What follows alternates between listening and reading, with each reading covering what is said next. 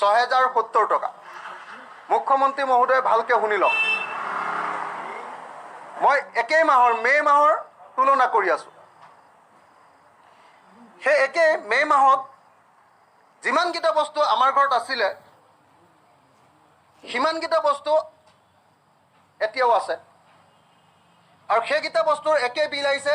22 চনত 4044 টকা উঠিছিলে আৰু 24 চনত 6070 টকা।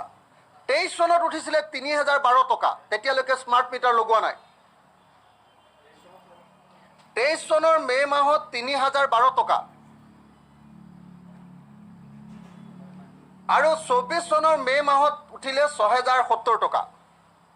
ডাবুল হৈ গ'ল।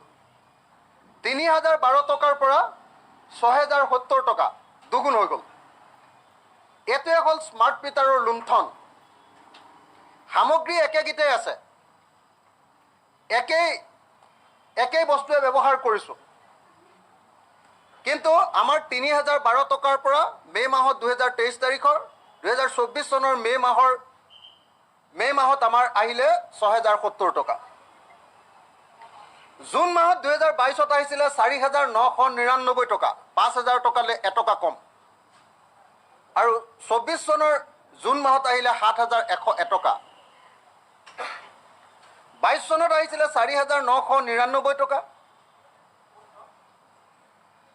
24 চনত আহিলে 7101 টকা।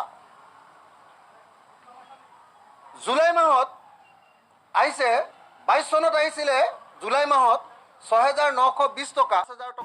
এইদৰে স্মাৰ্ট মিটাৰৰ বিৰুদ্ধে বিধানসভাৰ শৰৎকালীন অধিৱেশনৰ প্ৰথমটো দিনতে এনেদৰে সৰব হোৱা দেখিবলৈ পোৱা গ'ল বিধায়ক অখিল গগৈক। নিউজ ডেস্ক ৰিপৰ্ট, দৈনিক অসমত।